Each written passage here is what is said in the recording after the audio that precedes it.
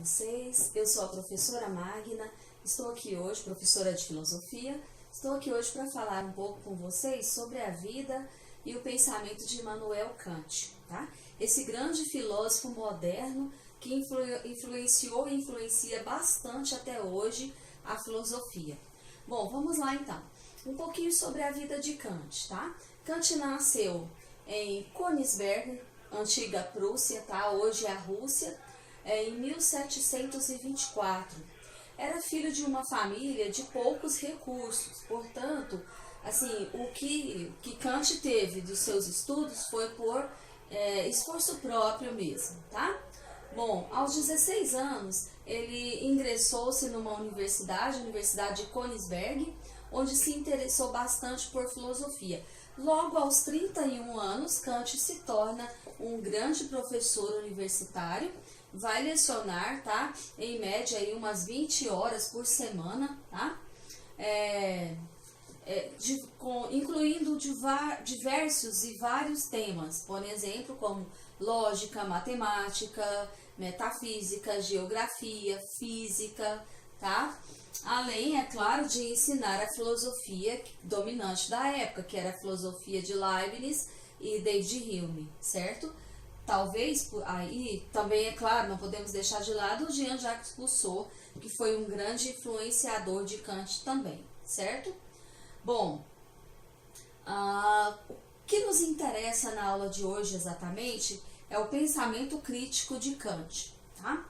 Além de professor, Kant também se tornou um grande escritor. E ele vai escrever uma obra muito famosa chamada Crítica da Razão Pura. Depois ele escreve outras, entre elas a Crítica da Razão Prática também. Na Crítica da Razão Pura, Kant vai falar sobre a questão do conhecimento. Aquilo que nós já estamos vendo na filosofia moderna, né?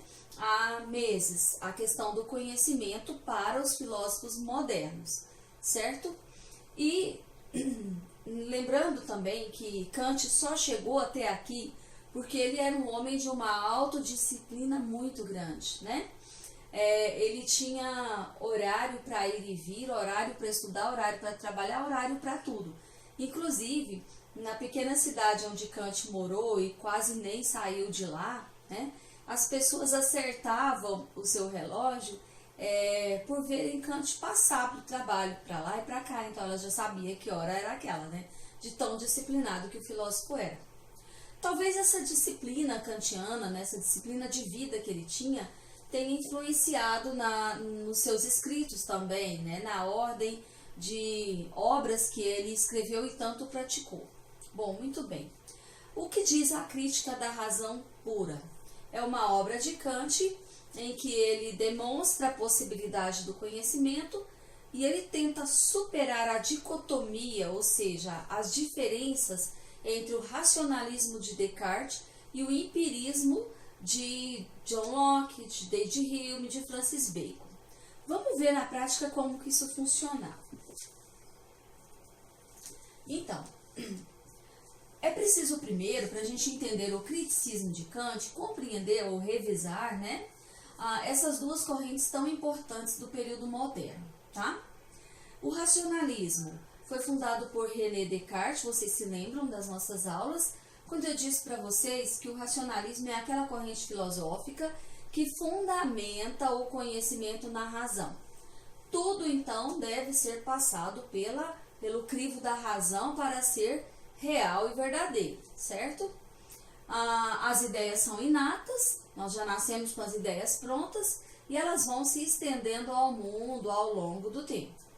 Bom, já o empirismo, que é uma corrente filosófica concorrente do racionalismo, contrária, teve como principal representante John Locke. Não podemos deixar de lado também Francis Bacon e David Hume, tá? Foram os três precursores desta corrente. O que os três vão defender e os seus seguidores? Vão defender que o conhecimento não mais é baseado na razão, mas na experiência, tá? É os sentidos que fornecem o conhecimento para a razão, certo? Há um papel muito importante dos sentidos e nós podemos falar que aqui existe uma experiência sensível. Ou seja, primeiro os nossos sentidos fazem contato com os objetos para abstrair do objeto e retirar dele os seus atributos e assim formar a ideia, o conceito intelectual, a substância. Bom, muito bem. Este baseia o conhecimento na razão, este na experiência. O que Kant aproveita dos dois? Então, Kant cria o criticismo, funda o criticismo para tentar superar a diferença radical existente entre essas duas correntes. Em que consiste, então, o criticismo kantiano? Bom, eu fiz aqui um esquema para ficar mais fácil para a gente entender o criticismo de Kant, tá? Convido vocês para a gente olhar o slide de baixo para cima agora, certo? O conhecimento, ele começa para Kant na experiência. São os fenômenos externos que vão fornecer para os sentidos a matéria do conhecimento, certo? Então, quando eu toco um objeto, quando eu vejo um objeto qualquer, quando eu sinto um objeto através dos meus sentidos externos, naquele momento, os meus sentidos estão captando a matéria do conhecimento, ou seja, todos os atributos, qualidades e defeitos daquele objeto, tá? Então, quando se capta a matéria do conhecimento, fornece isso para a inteligência, que vai elaborar o conceito. Acontece que, em Kant, nós temos dois momentos, duas faculdades importantes que trabalham no processo do conhecimento: a sensibilidade e o entendimento.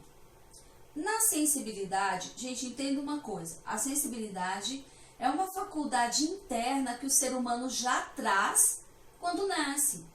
A sensibilidade é inata. Atenção, não é o objeto, a ideia que é inata, como defendia Descartes, tá?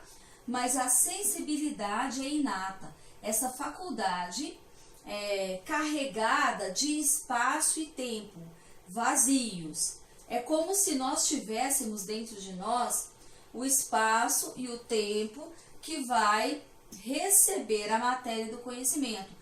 São formas vazias que já existem em nós. E isso Kant aproveitou do racionalismo. Nós já trazemos não ideias prontas, mas formas vazias, tá bom? Formas vazias, tá? E essas formas vazias, elas ficam esperando a matéria do conhecimento. Elas não são ideias prontas, não são conceitos ainda, tá? Elas ficam esperando a matéria do conhecimento para preencher e assim se tornar uma ideia. Quando os sentidos fornecem, é como se você tivesse um prédio. No primeiro andar, nós temos as formas vazias na sensibilidade. No segundo andar, nós temos o entendimento, daqui a pouco a gente vai chegar lá, tá bom? Então, os operários, vamos dizer assim, os operários são os nossos sentidos, que vão fornecer essa matéria do conhecimento para o primeiro andar. Quando chega lá, ele vai encontrar espaços vazios, formas que vão ser preenchidas. Por exemplo, uma árvore, né? Quando eu vejo, eu toco uma árvore, eu estou retirando dela, ou melhor, eu não, os meus sentidos estão retirando da árvore todos os seus atributos que vão formar o objeto, certo? Então, esses atributos da árvore, eles vão como uma matéria bruta lá para a sensibilidade. Lá o que ele vai encontrar?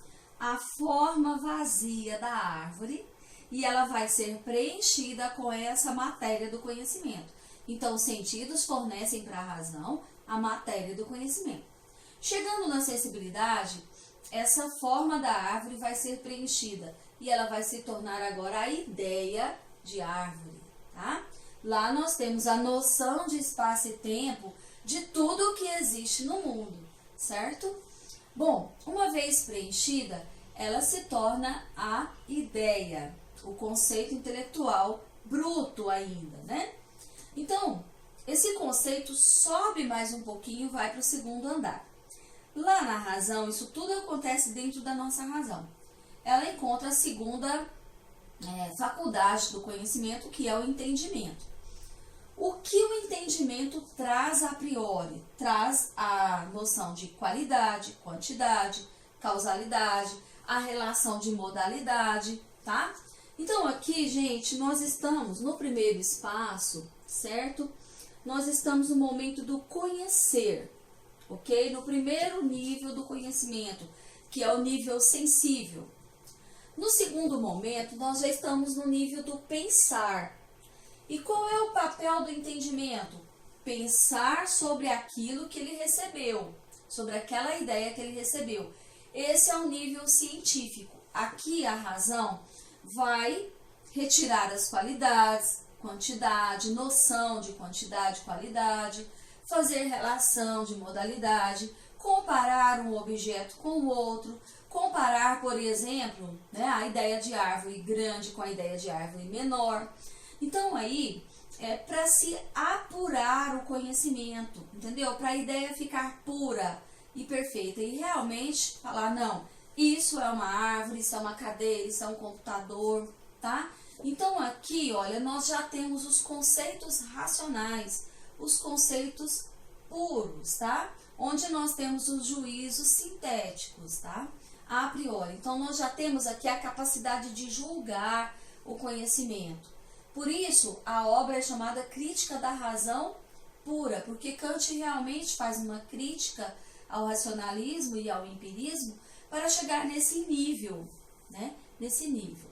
Bom, gente, além disso aqui, nós temos as ideias ou os ideais reguladores que já estão na razão. Mas esse é um assunto para a próxima aula, tá bom? Nós ficamos por aqui. Eu espero que vocês tenham entendido. Qualquer dúvida, pode deixar nos comentários. Aliás, eu peço, por favor, né? Dê o seu joinha, tá? Se inscreva no meu canal para a gente continuar com esse trabalho. E qualquer dúvida, deixe os seus comentários que eu respondo depois. Muito obrigada. Um beijo no coração de vocês.